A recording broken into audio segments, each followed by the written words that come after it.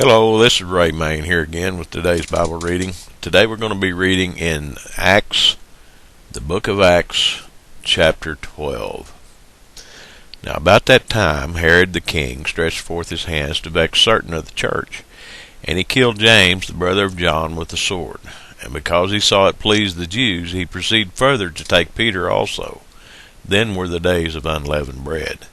And when he had apprehended him, he put him in prison, and delivered him to 4 quaternions of soldiers to keep him, intending after Easter to bring him forth to the people. Peter therefore was kept in prison, but prayer was made without ceasing of the church unto God for him. And when Herod would have brought him forth the same night, Peter was sleeping between 2 soldiers, bound with 2 chains. And the keepers before the door kept the prison.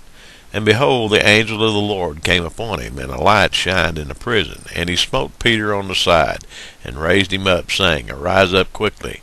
And his chains fell off from his hands.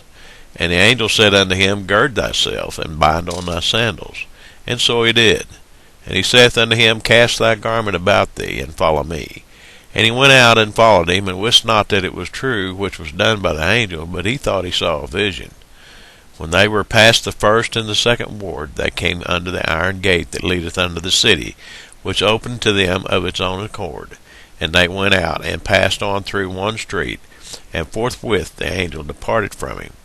And when Peter was come to himself, he said, Now I know of a surety that the Lord hath sent his angel, and hath delivered me out of the hand of Herod, and from all the expectation of the people of the Jews.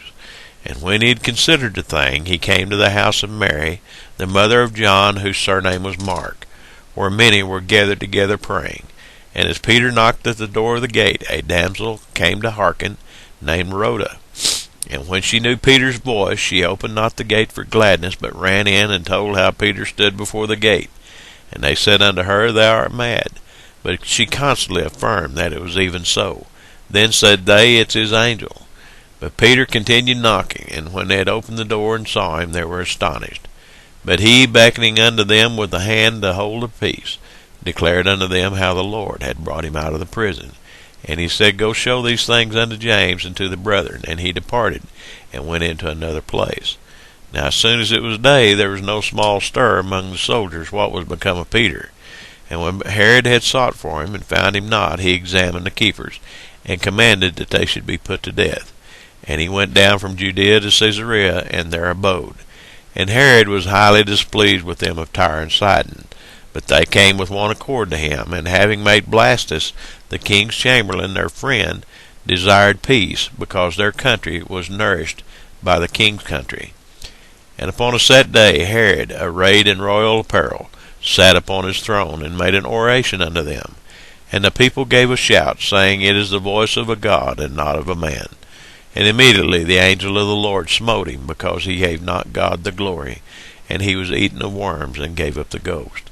But the word of God grew and multiplied. And Barnabas and Saul returned from Jerusalem when they had fulfilled their ministry, and took with them John, whose surname was Mark. There's 2 things I'd like to point out in this chapter. One of them is talking about Herod. He didn't give God the glory. That's a lesson for us. We need to give God the glory in all things. It's by him that we even have the breath that we breathe. And another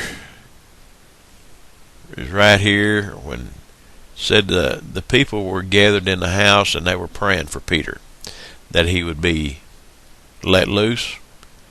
And when he appeared at the door, and the damsel Rhoda heard his voice, she went in and told the people, and they said, You're just dreaming. It's not him. It can't be him. Even though they were praying for his release, evidently they didn't really believe it. Isn't that amazing?